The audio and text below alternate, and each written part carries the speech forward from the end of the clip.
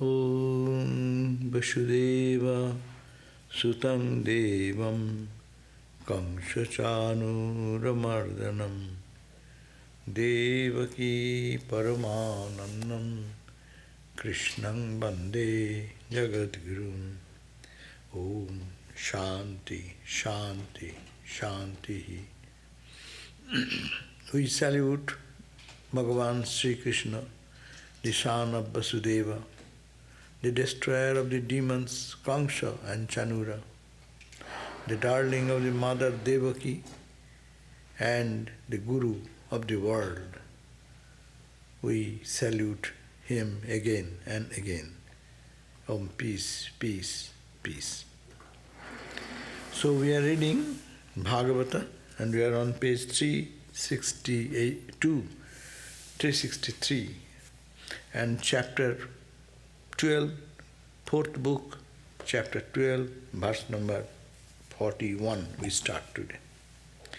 We have read that Dhruva was gained his wishes fulfilled by performing when he was a boy of 5. So he got some deep wound in the heart, and in the instruction of Narada, the Rishi says Narada, he went to do austerity and call upon Narayana, the Krishna, Vishnu Narayana. And then Narayana appeared before him and gave him his boons. So after that, then Narada glorified that this, Narada said that wonderful is this life of this Dhruva. So this is the glorification of Narada, what we'll read today. And then we'll go to how after Dhruva, the whole tradition went from their descendants, how it went. We will skip so many verses because that may not be very interesting for us, because all the names of who got what his grandson married to whom, who married to what, and who get this child. Those who know all this link, they will relish, but we will try to go over them. So last time that Narada said, today is 41 verse, Narada said, the spiritual goal which Dhruva, the son of the virtuous Sunitian, possessor of infinite prowess, arising from his austerity, tapas, gained, cannot be approached even by learned masters of the Vedas, though they know the way to it. Much less is it possible for some Kshatriyas and others. That means Narada is praising that the spiritual goal which Dhruva have attained by his austerity and has gained such power, mental power, so it cannot be gained by even the learned people who are well versed in the Vedic literature and knows the performance of the Jagnas and others. He cannot even reach that point where Dhruva has reached. Being wounded at heart by the saps of his stepmother's cruel words, Dhruva left hearth and home for the forest at the age of 5. And then directed by me, means Narada, Narada says, directed by me, he meditated on Mahavishnu, the Narayana, who is unconquerable by any except by his devotees through their virtues. So you cannot go and ask anything from Narayana unless you are humble and you have noble virtues in your life. So What other Kshatriyas can even think of attaining to the state.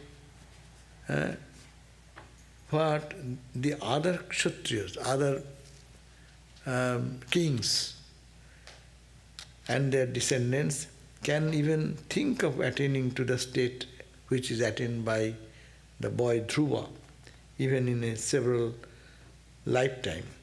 But Dhruva, a mere boy of 5 or 6 years, attained to the state of Vaikuntha in a few months. No? So it is called, as we say, Vaikuntha Loka, Ramakrishna Loka. Similarly, there is a plane, devotees, that is the dualistic spiritual practitioners think. After death, they will go and meet with their Ishta Devata. Shiva Loka, Shiva is about those who worship God as Shiva. They think they don't want to merge like Brahman with the Atman like Vedanta, no? But dualistic practice, their goal, Salokko, Samuppo, Sajujjo. That means after death, they want to be in the plane where the Lord, His chosen ideal is there, no?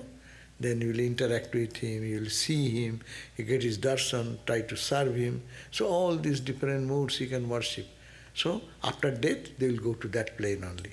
So similarly, Vaikuntha Loka, this low of the Narayana's plane, that plane he could go, Dhruva could reach that flight of spirituality to go into, say, Narayana Loka, no?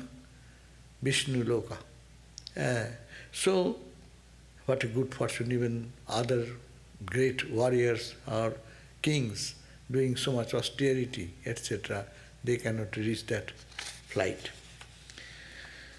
Then, saying so, Vidura, Maitreya, the sage Maitreya who was relating this story to Vidura, he said, "O Vidura, I have narrated to you what you asked of me." Meaning you asked me, namely, you asked me the story of the Dhruva, which is far famed for its holiness and capable of giving delight to all good people. So so long I have described the story, what happened in Dhruva's life, and how Narada came into life, how Narada's instruction he followed, and he got the vision of Lord Narayana, and then afterwards he ruled the world. After his death, he is taken into the higher plane, so he reached the plane of Mahavishnu. So it is what I have said, it is a delight to noble people, those who want to lead spiritual life. They will be inspired by listening to these stories and practicing that type of intense spiritual discipline for God, and they will love God more. This account of Dhruva gives prosperity, fame, peace, and longevity to those who study it with devotion. See this, what we have read, Maitreya's, this Dhruva story, well, it will give devotion, love, faith, trust in God to the people who want, and also worldly prosperity, longevity, prosperity, etc. Because he gained both. Dhruva have that both the things. The kingdom has also heaven.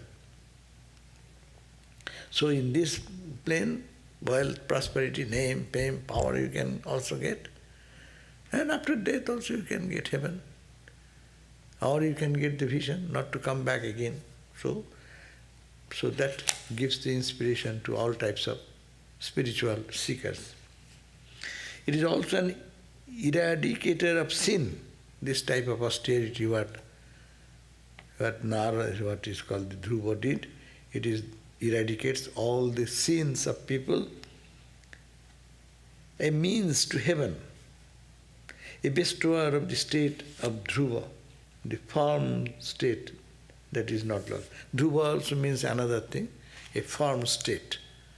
When you attain that, you need not have to be moved away from that once you attain it. That means by practicing this type of discipline, what has been specified in the life of Dhruva, you also can be strongly established in truth, unmoved by any adversaries. On hearing the story of this great devotee Dhruva, one will acquire devotion to the Supreme Being, and consequently all his troubles will cease. These are called the praise of the Bhagavatam and other books. They will always at the end praises, and so that others can practice that and become more spiritual. Like that, we do some chants in the morning. In last line we sometimes miss it. Last few lines says, if one every day chants this mantra with devotion, then he will gain this. These are called the appreciation and enticing people into the path of spirituality. So the scripture, like a mother, is trying to bring this through these stories, presenting before the people to love God more intensely. Dhruva's story is something like a pilgrimage for those who aspire to holiness. One who hears it will be endowed with good conduct. He will have prowess and fame if he wants, and the high-minded will attain honor. No? So, it is like Dhruva's life story and all these austerities and sadhana. It will bring holiness in the mind of listeners who listen to that, who hears it, will be endowed with good conduct. In his life will come these noble characteristics, and he will have the prowess, strength and fame if he wants. If you want worldly praise, you can get prowess, you can get, or if not, you can get spiritual illumination, whatever you want. This sacred story of Dhruva should be recited, it should be recited in the morning and the evening in holy company with great reverence and devotion. So one does that reading not for reading purpose, but for creating love and devotion. They will be benefited by that. This episode should be read or expounded to men of faith on special occasions. What are the special occasions? On full moon day, because night time people at that bright night, you talk about God, to talk about love for God, so it will be auspicious. So people should read on that full moon day, on the 14th day of the dark fortnight, on the 12th day of the fortnight, Dvadasi, Ekadasi, the Sravana Nakshatra, at sunset, on Vyatipato, on the first day of the month, or on a Sunday. That means when those days you have some leisure time, opportunity, bright day, environment is peaceful, you can read this and it will help. Not only the reader and the listener, both ways. Whoever instructs ignorant people on topics connected with the knowledge of the Supreme Being, that merciful person, sympathetic towards his fellow beings, will receive the blessings of all the deities. All the gods will bless that person who will study not only for himself, but also preach this message to others who are seeking for realizing the peace and joy in life.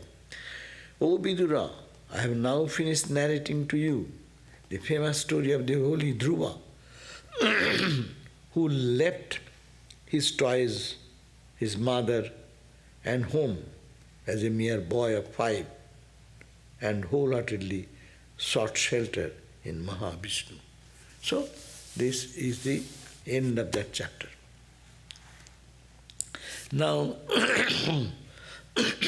next chapter, the Suta, the descendant of Dhruva. Now how their descendant, that I was telling, that may not be very interesting, but just to listen a few lines. Sutta said, hearing the account of Dhruva's ascension, he went to the, left the body, he put his son into the kingdom, and he went into Vishnu Loka, in the plane of Lord Narayana. Hearing the account of Dhruva's ascension, he has ascended to that Vaikuntha Loka, as described by Maitreya. Vidura was filled with the highest devotion to Mahavishnu and questioned the sage further on this theme. Then he put some question. Always you put one question and so much response comes. So the sutta, then Vidura, who was listening to this story, then he asked to further question. O Holy One, you have spoken of the Narada singing in praise of Dhruva at the sacrifice of the Prachetas. Who are these Prachetas? Whose son are they? In what line did this famous personage took birth? Where did they conduct their sacrifice of a long duration? I deem Narada, whom even the gods can meet only rarely, as one of the greatest devotees of Bhagavan. It was he who promulgated the code of rituals for the worship of Srihari. Is it not the greatest devotee Narada's teachings that whoever performs his duty laid down by scriptures is worshipping the Lord through that performance? Please narrate to me, I am a keen listener of you, all those accounts of the Lord's doings and excellences was Narada was priest. So now he says, Maitreya said, this Utkala, the son of Dhruva's son, his name was Utkala. These all names are also very difficult for us to remember. Who succeeded his father? That means Dhruva gave the kingdom to his son, whose name was Utkala. And he succeeded after the retirement of his father. Had no desire for royal throne. He didn't want also to be a king. By birth he was very peaceful person, very unattached, even-sighted. He saw the Atman pervading the universe and the universe subsisting in the Atman. The son was so spiritual. He is seeing God in everyone and in God everything.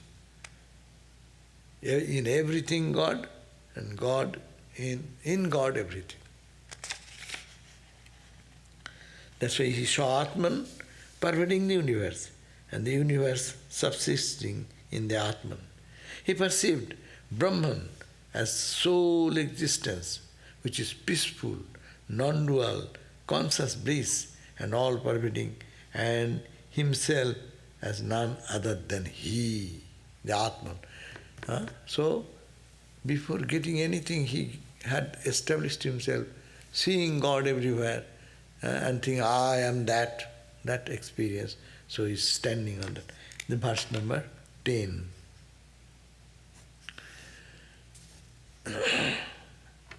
But ignorant folks meeting him on the way mistook him for a deaf and dumb man. Because he was not very much aggressive in the world, no? He one who sees God everywhere, and in God everything. What he expects from anyone. So he is perfectly peaceful. He does not get agitated. He does not get excited to get this, to rule the country or do anything in the worldly manner as people do, but as like a king should do. So he said, ignorant people meeting him on the way, suppose they met this king, would mistook him for a deaf and dumb man, or a blind man, or one who is inebriated and senseless. For like a fire that has consumed its fuel and died down, his real nature was not revealed externally. A Brahmagyani So how will you know from external look that how is a insightful knowledge? They behave outside. We are reading in the Santi Gita, no? They look like a ghoul, they are like mad person sometimes dirty, sometimes in a royal dress. So the external behavior, we cannot judge them. So here also it happened the same thing for Dhruva's son. The ministers and the headmen of the clans, finding him behaving like an idiot or an inebriated man, placed on the throne in his place his younger brother, whose name was Vatsara. And Vatsara's mother was Brahmi.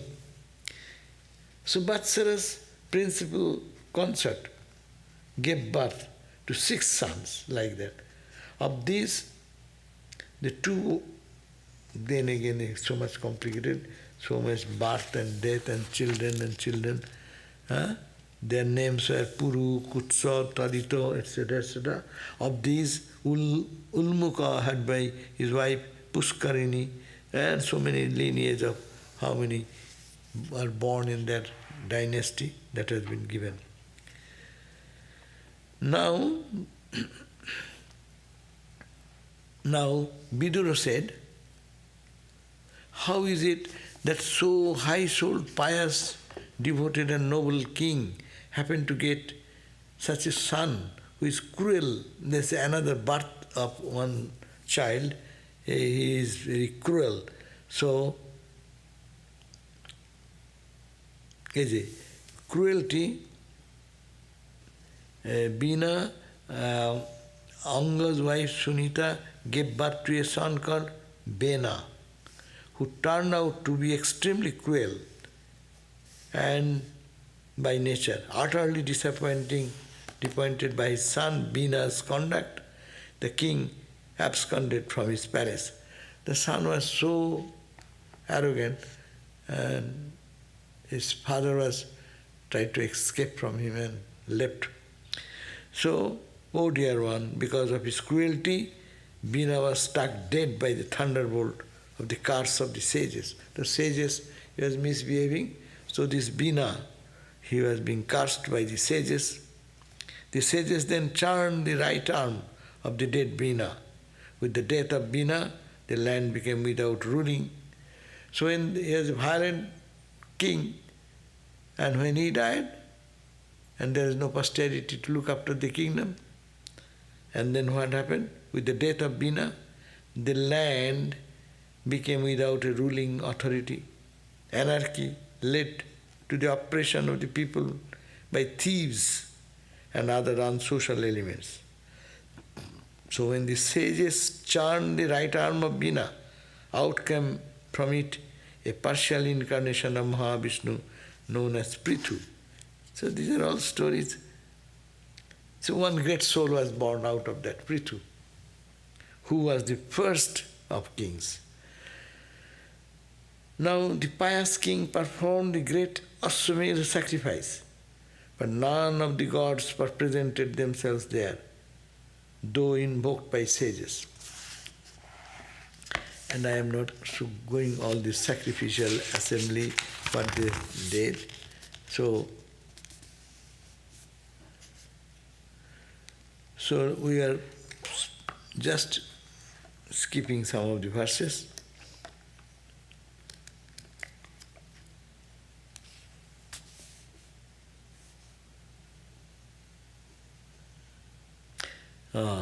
So it says that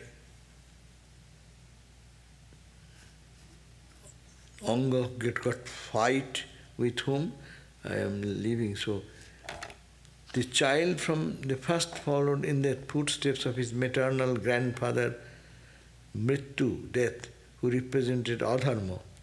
He grew up into a cruel and unrighteous person. With a bow in hand, he chased animals in the forest like a hunter, indulged in cruel practice of killing large number of innocent creatures. So people began to call him Vena, the tyrant. On the playground, he killed the playmates heartlessly, like animals. In many ways did the king try to correct him, but failed and became very miserable on account of it. He reflected, it is indeed a householder without any issue that must be considered as having worshipped the Lord and received His grace, for he is thereby saved from the prospect of unbearable sorrow that an unworthy son can give, as it is in my case. So, no intelligent man would welcome that embodiment of delusion called a son, who is the cause of untold infamy, unrighteousness, antagonism, and mental worries. Therefore, thus being filled with the spirit of renunciation, the sleepless king got up in the midnight, unknown to anyone, left the splendor of his palace and his sleeping wife. Finding that their king had disappeared out of disgust, the ministers, priests, and the king's relatives went in search of him all over the land, but found him nowhere. Just a pseudo-yogis wander about here and there in vain in search of the Lord, failing to learn the whereabouts of their master. They gave up the search and returned to the city. Then they approached a group of rishis who had gathered in the spiritual congregation and intimated to them the tears in their eyes about the disappearance of their king. Now the Bhrigu, in the chapter 14, vagaries of Vena, the tyrant king. Bhrigu and other rishis, finding that without a king the people were relapsing into animality, called the mother of Vena to find a solution. For the good of the land, they installed Vena as king in spite of the disapproval of the ministers. Hearing that the fierce Vena had become the king, all the dacoits and brigands in the country disappeared out of fright. Just rats disappear before a serpent. Now this country became a little unruly because the king was very spiritual and he is not paying attention to anything. And ruling is one thing, and the good man is one thing. When you are Kshatriya, you have to show your prowess to dominate over the evil, to stop the evil. Now the Vena, who was very torturous in the childhood time onward, we heard the story, he was so ferocious, he will be torturing innocent people, this, that, he became the king. So, finding no other way, who will rule the country, the king left the palace without telling anybody, and then he disappeared. He became like a yogi, so nobody could find out his whereabouts. So, unwillingly, they all put Vena to be the ruler of the country. And being that he is such a terrible person, all the miscreants who were creating trouble for the innocent, as soon as they heard that he has become the king, they ran away out of the kingdom, that much.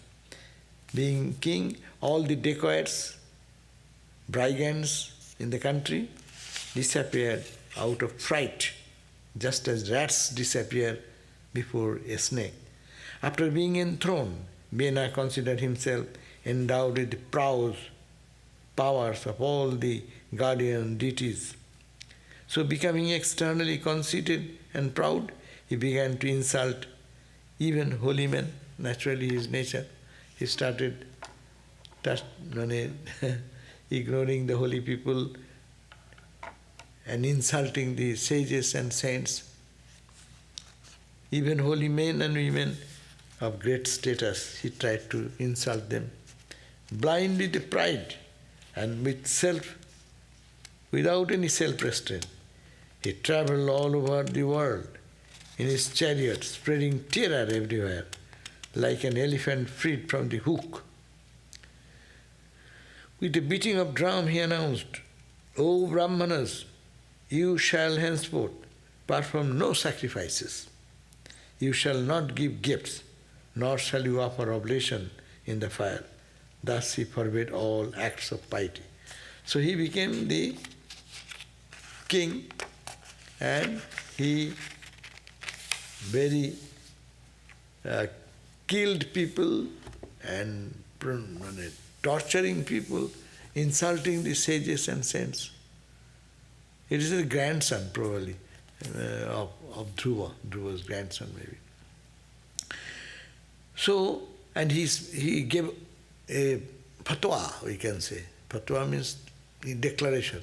In my kingdom, no one can perform his Vedic sacrifice. No one can, you shall not give gifts. Freely don't give gifts. You cannot give gifts, nor shall you offer any oblation in the fire, sacrificial fire, and forbid all acts of piety.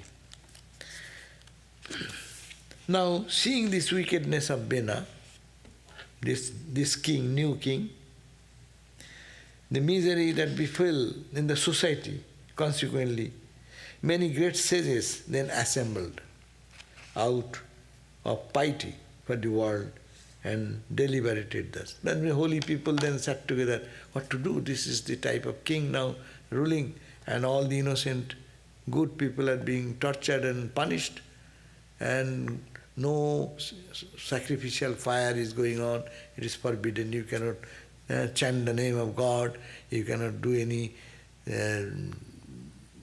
act of piety, you cannot show any gift, give any gift to anybody. All types of unnecessary rules have been inserted. So the sages then sat together to find a way and ways and means. So, alas, alike unto a piece of wood, burning at the both ends, the people were suffering the depredation not only of thieves, but also of the king, who is supposed to be the protector. They all discussed that the king should be the protector of the weak people and the terror to the bad one, so that people live in peace. That is the purpose of king. But what he is doing, he is even not only his terror to the thieves, but he has become a thief, as it were. Instead of protecting, he is a punisher. For fear of anarchy, Vena was made king, though he was not fit for it. Now that the king himself has become a source of fear to the people, how can we secure the good of all beings? To feed and nourish serpents with milk is dangerous, even to the man who does so. As the son of Sunita, Vena is by nature Brutus. In spite of this, we made him the king in the belief that he would protect the people. But now he seems to be bent on ruining the people. As we are responsible for this, his sin will partially affect us also. Let us try and see whether he can be reformed by any advice. So the sages sat together and they consulted. This king, though he was not fit, but we all recommended him to be the king, and being king, he has become a source of terror to the people and to all holy, good people. So what can be done? Okay, let us all sit together and go together to the king and give some advice so that his senses may come back. So let us try to see whether he can be reformed by giving any advice.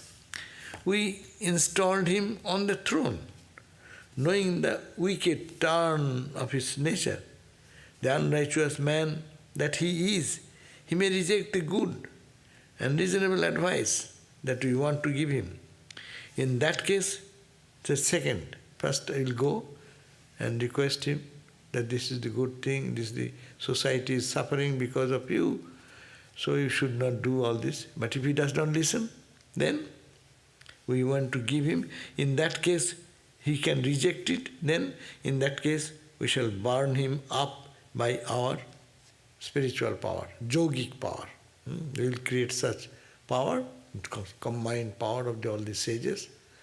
So with that power, that fire of tapas, austerity, we will burn him. He is already lost soul on account of his transgression against the people. Resolving thus, the sages, without showing their displeasure outwardly, approached Vena and spoke the following conciliatory words. So now the group of the holy people, they planned this way for the good of the society to go to the King Vena, V-E-N-A, Vena.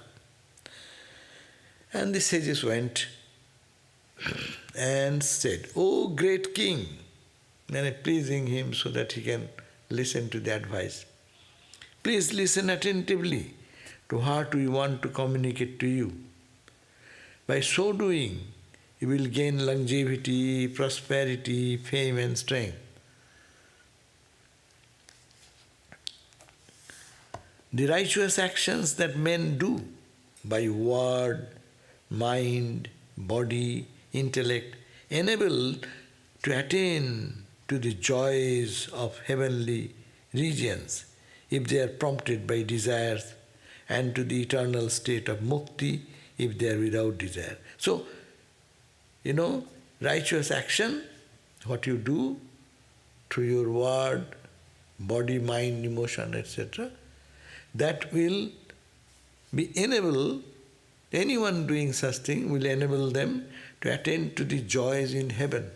Heaven, after death, you will go to heaven.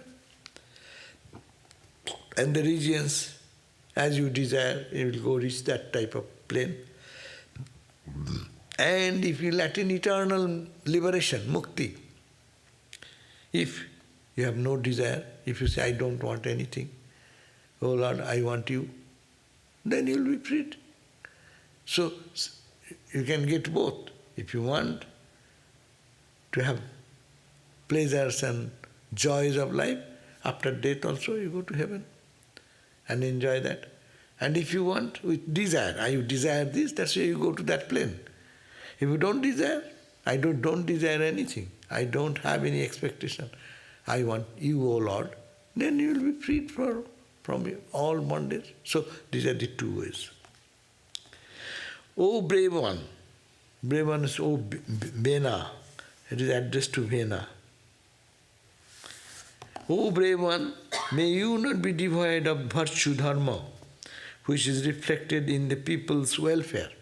You are a king, so you should not deviate from your duty, dharma, to look at people's beauty,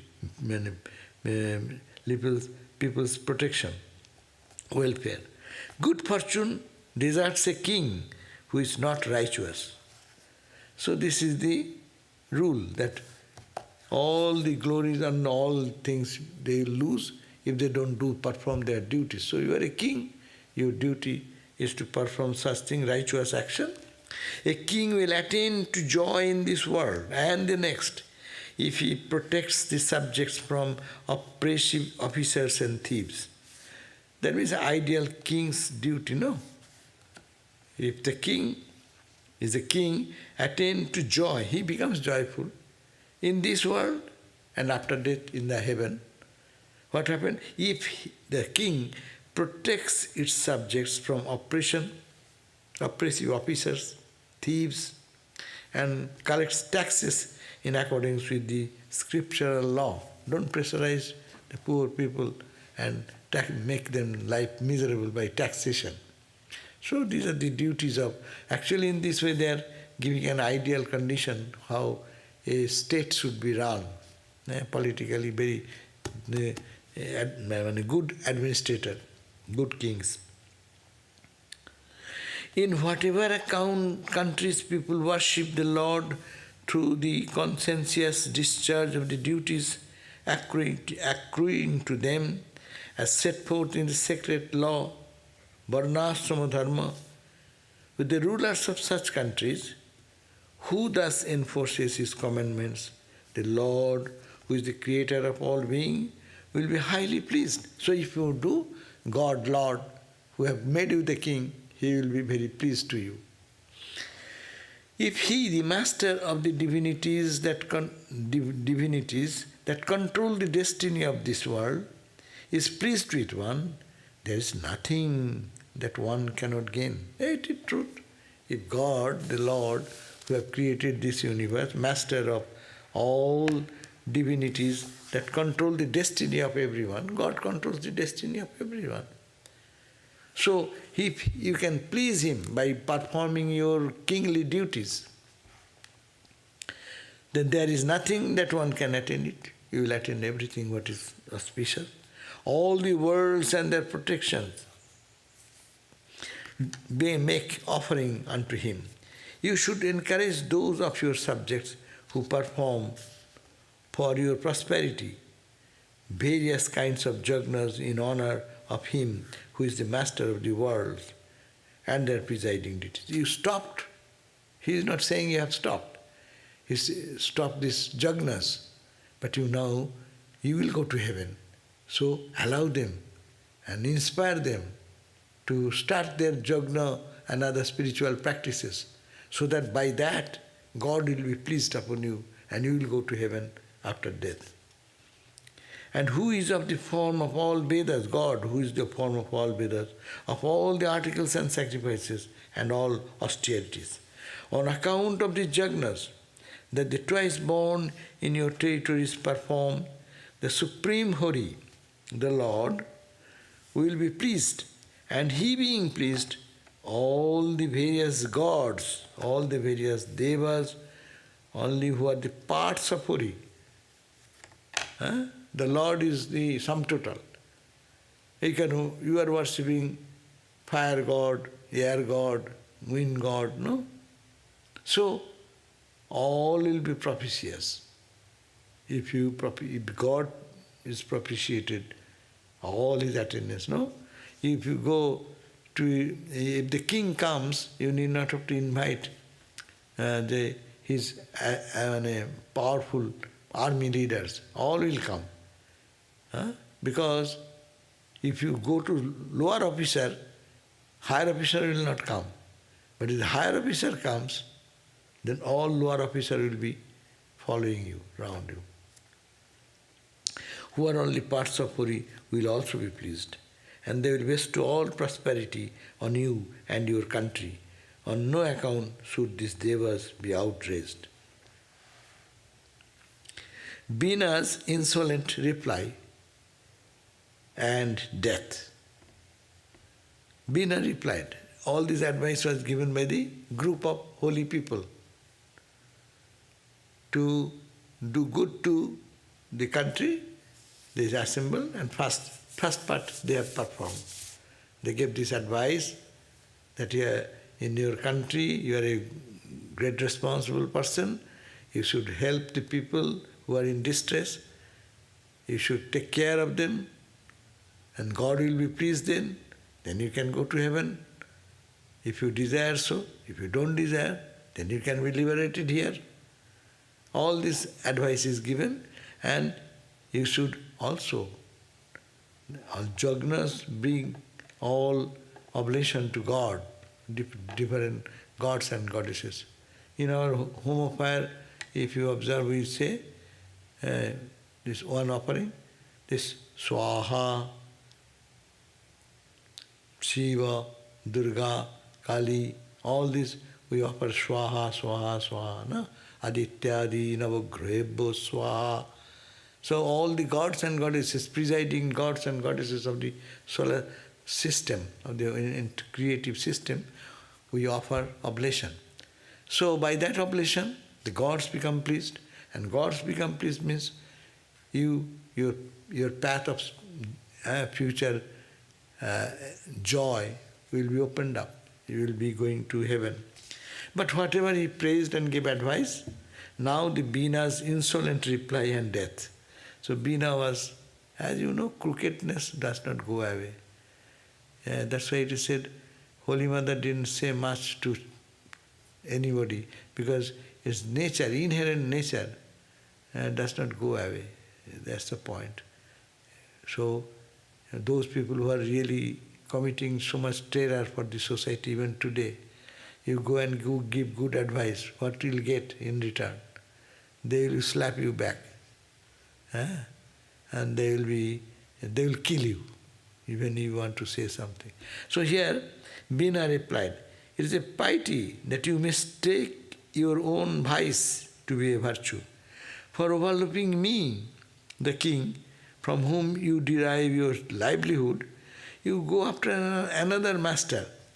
I am the master of the world, I am the king, I give you, allow you to grow food and you are eating and you are surviving because of me. And giving up me, not God, you are going to another God who will be over me. So same principle. The Kongs also thought that way. All the stories of the arrogant people like that. I am the king, I am the Lord. Who God? Why do you worship God? Come to me. So that is so it is a piety. He is talking to all the holy people, sages, group of saints and sages. It is a piety that you mistake your own vice to be a virtue. You are thinking, you are a virtuous person, you are a sage, but you are doing some wrong thing. I am the God of the world. Leaving me aside, you are worshipping another God. Or the Herod, the same thing. When Christ was born, the God and the Son will born, no? What? I am the king. Who else is the king? So that is the same philosophy working here. For overlooking me, Vena said, overlooking me, the king, from whom you derive your livelihood, you go after another master like an unchaste woman after the paramour. Those who insult the king, who is none but the Lord in the form, in that form, will never attain to felicity here or in the hereafter. If you don't worship me, I am the king, and leaving me you want to worship someone, you will, those who insult the king, you are insulting me. You should worship me. You're giving me advice, you worship God. And by God's grace you will go to heaven. How much audacious you are. So, the king, who is none, and the king is none but God. Even now, there is the idea that those in Nepal, the last few years even, it was the king is considered as God. King and God are no different.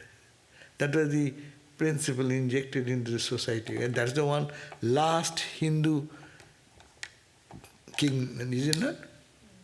In the whole world, they kept that Hinduism intact. That's why the king was there. But then communism came and maybe that is why Rama is like that. Rama is the king. Rama is a king. And we see him as the God. King is God.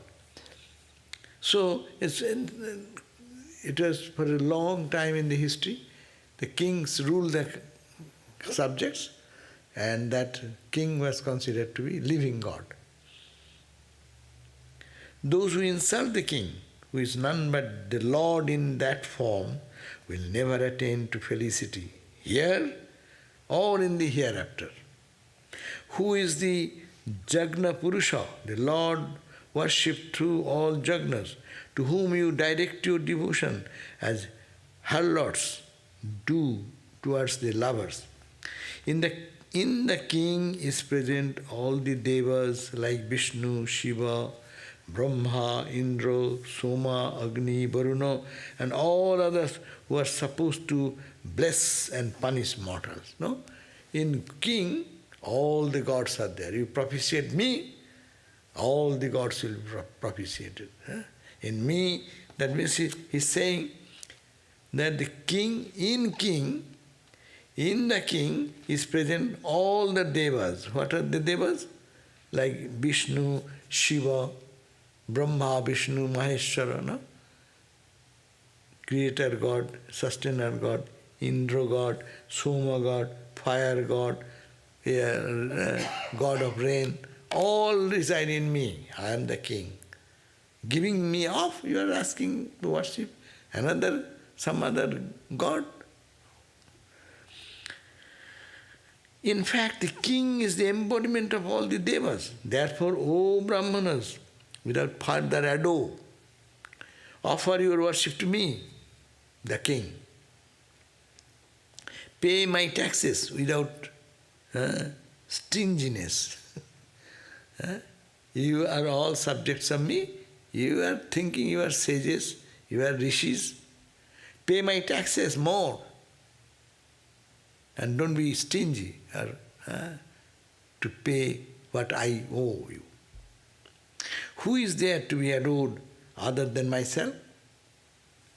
Maitreya said, thus the luckless, perverted, sinful Vena did not heed the words of advice tendered to him by the rishis. Verse number 29. So, he said that all the sages' effort was lost. So nothing it entered into the brain of Vena. When the rishis were moreover insulted by the pretentious scholarship of Vena, and when they found that the noble prayer for the welfare of the world as a whole was rejected, their anger was roused. Then sages become angry. Then let him be destroyed, let him perish. He is by nature a perverted monster.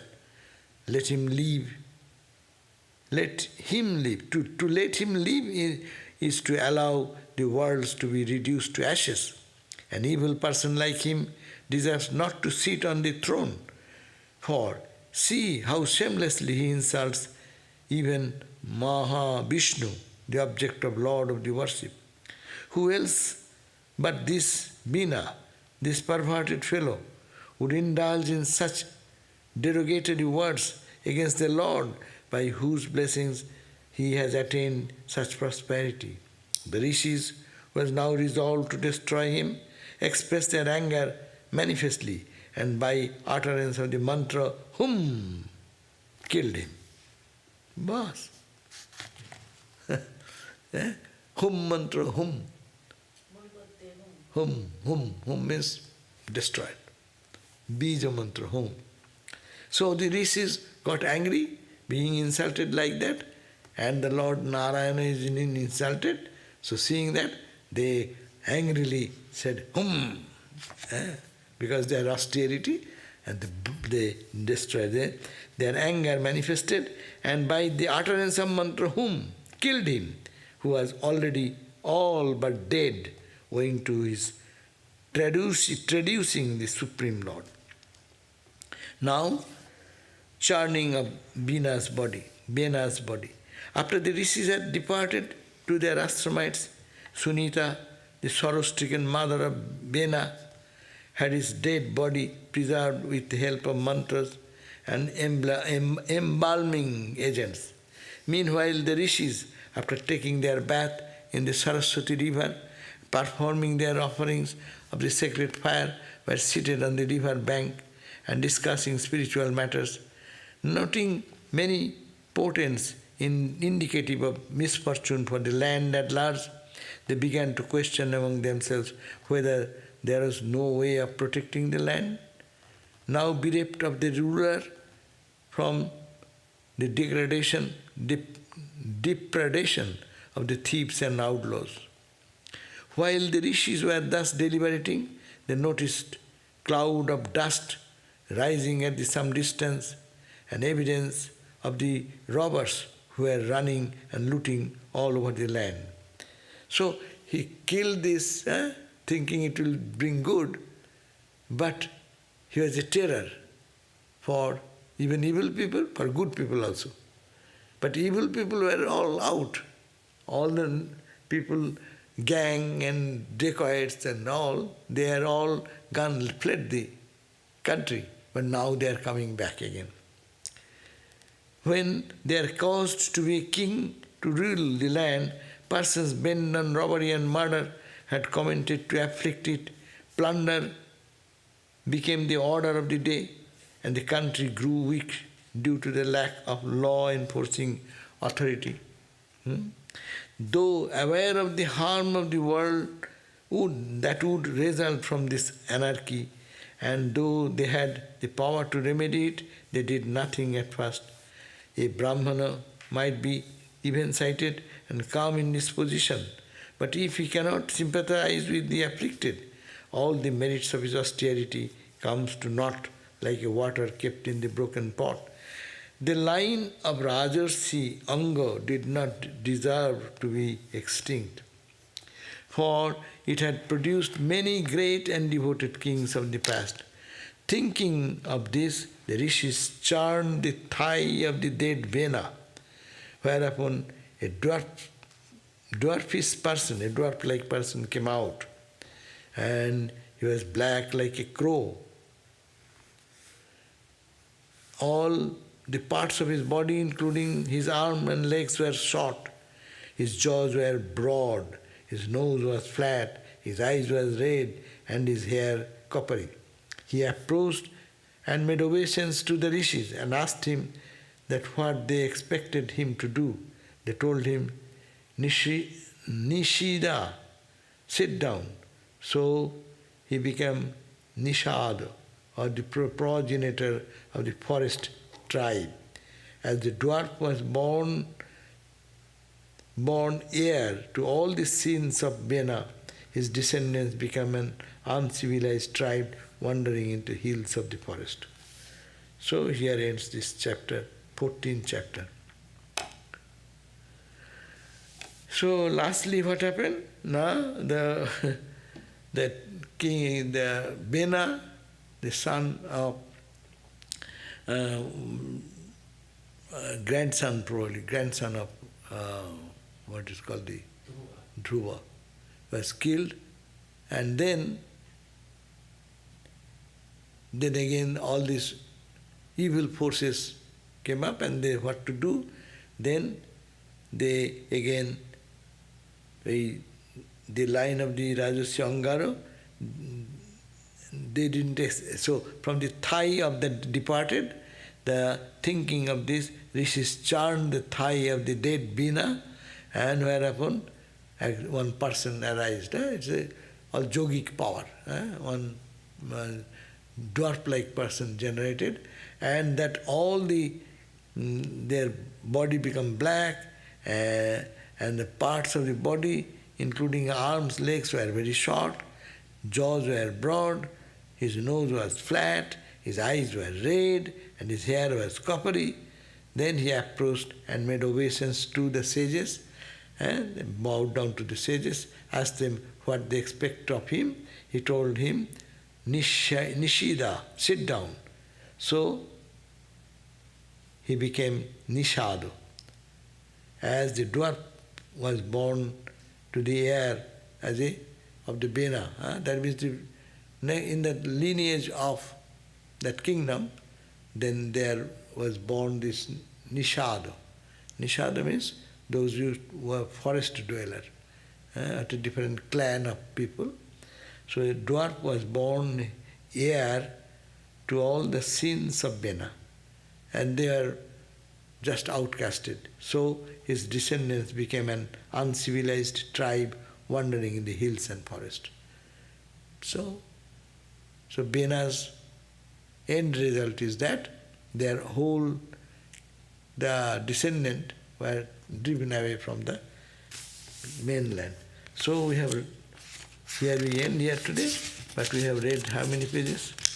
About 100 verses we have crossed maybe. Because so much of complicated things we didn't get into it. But anyhow, what is the conclusion we get?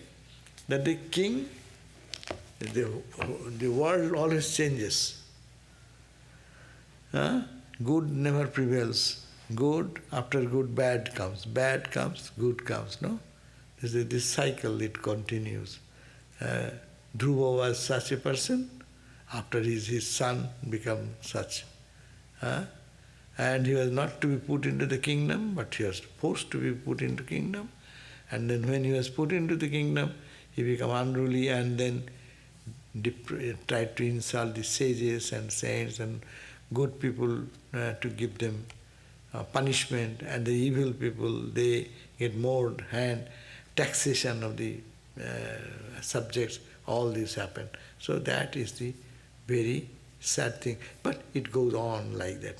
You throw away, Swami Vivekananda said, these are happiness and misery, they are like gout, or you call the arthritis. You drive it from hand, it goes to the shoulder. You drive it from there, it goes to the back. And back to the knees, knees to here, here to here. It will be there somewhere. So you want to go out of the bad, go out of the good. That means get out of this duality. Live in that absolute. That is the ultimate. These are all different ways of looking at the spiritual truth. And the society. We always think there will be a perfect society. There cannot be a perfect society. Someday it will be good. Good will dominate. Someday again evil will come. Negative will come. And negative and positive. Because the mixture, day and night. We cannot say day and day, day. That's not good. Daylight sometimes we feel is good. But if it's continuous day, go to Alaska and other here, no? Continuous night, continuous day. People are crazy. They suffer very much in the mental disease, no? It affects the body and mind. So in this duality, there will be this, there will be that. If we expect one at the cost of the other, that will never come. Only we can do, get out of both. As I do not want to be in good, I do not want to be bad, I don't want to be good. You need not say I am a bad guy, and I should not say I am a good guy. As soon as you say I am a good guy, I feel joy. Anything bad, then I suffer. So this duality will continue. But if you say I don't care, good or bad, I don't care for anything, I live in God consciousness, then you are free. So this is the sum and substance, the philosophical meaning of it. Our Nishan has put a question. Every time a person enjoys the world, won't they create a sanskara that binds them? Yes, they do. How is it possible for Dhruva to have kingdom and heaven, bhoga and yoga? And like the Janaka. Like Janaka, the king Janaka, he has the yoga and bhoga. So it is possible. After realizing God, it is no bhoga. Now we are looking at Janaka was king and enjoying kingly pleasures. But it is nothing is like that. Ekhane camera. We are, yeah. So Janaka, from our view, Janaka was a king and he was enjoying the luxuries of life, no? No. Janaka is a Brahmagyani. So for him, beyond duality, just we talked about, it is neither good, neither bad. But he is, how yoga and bhava can go on, your question is very correct. But that is while you are a student. While we are as a student trying to realize God, we cannot go both ways, yoga and bhoga. Because if the mind goes to the bhoga, where the mind will go in yoga, in union with God? It will not. And when your mind is in yoga, it cannot go to the bhoga. You cannot put one leg here in the east and another east coast and west coast. I want to be together in two places. No, it will not be. So if you are in the east coast, you will be in the east coast. But if you are to get out of the east coast, you say, step up, and go to the west coast. At the west coast you go, there is also west coast. It is away from the east coast. But go beyond all coastal idea.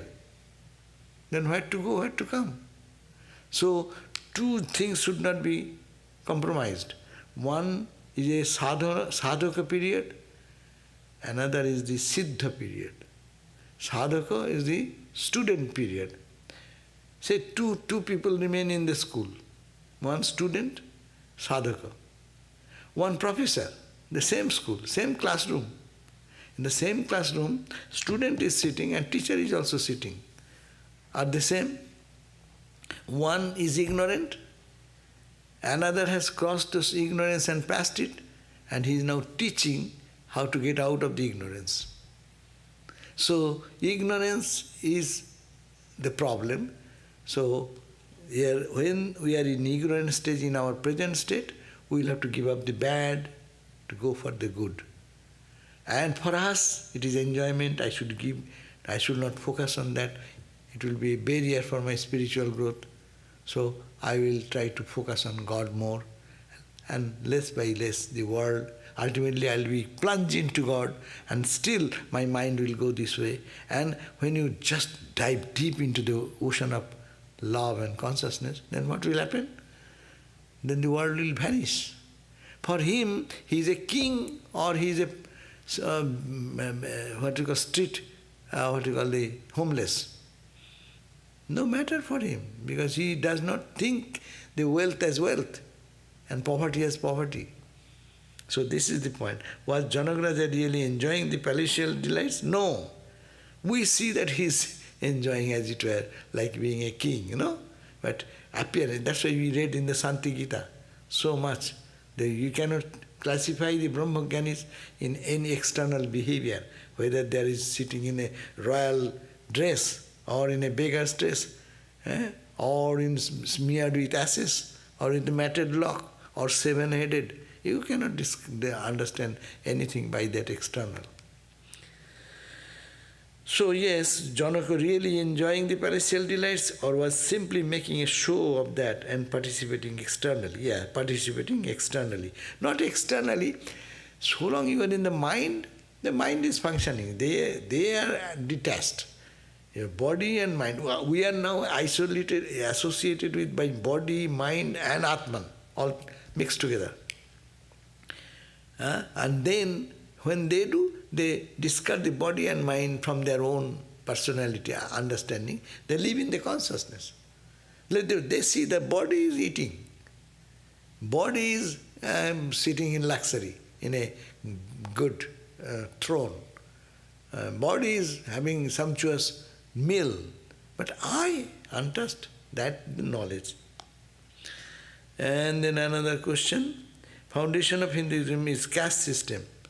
I don't like the caste systems, and that's why Hinduism grew from. Can you explain so I can better myself understanding? Yes, caste system is every civilized country has caste system. And any prosperous country had caste system. What is caste system?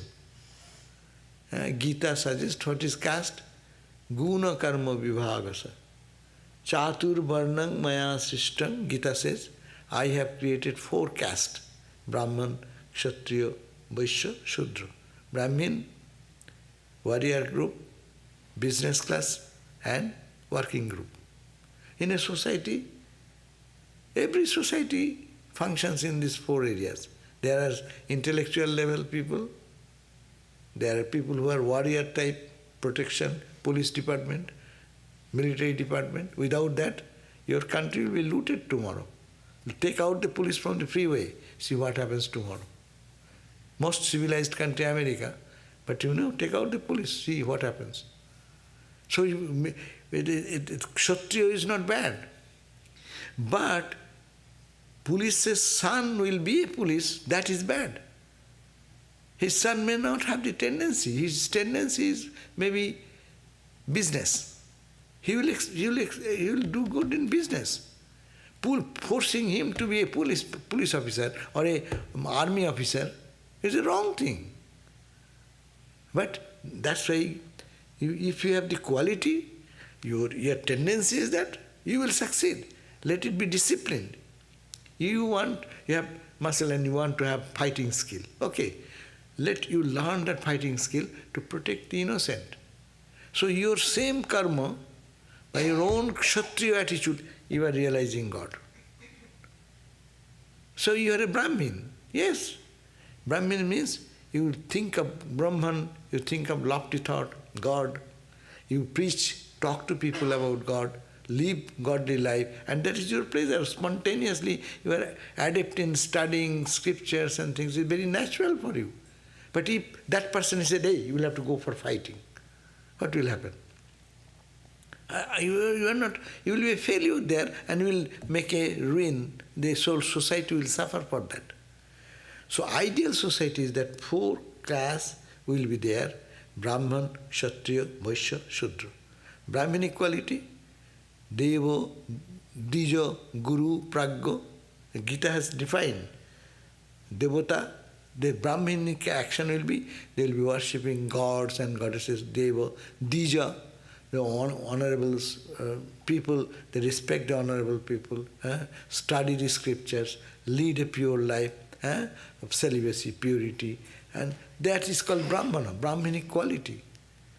And Kshatriya, Kshatriya has the warrior fighting quality, injustice, against injustice. Sudra, if there is no Sudra, who will build the houses? Who you are running in the freeway? Okay, there will be no Sudra, all Brahmin, make all a Brahmin. The freeway will stop. Make everything, the plane will stop. Who will construct the building, construct the road, construct the line, pipeline, water line, electric line? So Brahmin cannot do that. A Brahmin who knows the scriptures, tell him, hey, you will have to go and start the building. Bring the bulldozer and do something. A Brahmin will do. He has no skill. But if you are born in a culture where your father is expert, children learn much more in their family, no? Father is a very good handyman, and see, in their children, they become very good handyman, because they see, born from the childhood in that culture. But maybe someone may be Brahminic, even born in that culture. So the problem of not caste system wrongly understood, Brahmin's son is becoming a Brahmin, though he has no Brahminic quality. A Kshatriya, the warrior, the fighter, is not the tendency, not the capability, and he is becoming a warrior. The Sudra, who can perform better work of construction, building, repairs. For the society it is necessary, poor quality. And the businessman, if the society loses all business, what will happen? The society will crumble tomorrow.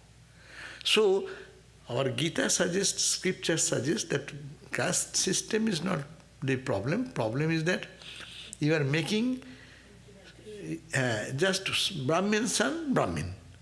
You are a son of a warrior, you are a warrior. You are now this is breaking. In every part of the world it is breaking. So society is now, yes, a person born in a very poor family, maybe the handyman's family, getting PhD education, they are becoming Brahminic. And yes, he can teach pravachan and teach the science and things. He can do that. The quality of a Brahmin should flourish, become a Brahmin. Those people you can add together, they are called the Brahmin society. This is called the Kshatriya society. No? So we miss there. Not the system is bad, but it is a wrong interpretation of that caste system has created danger in the society. In every country it has decided the same problem. Okay, thank you. So we will have 7:30 our class for what is called Shanti Gita. Om Shanti, Shanti, Shanti. Peace, peace, peace.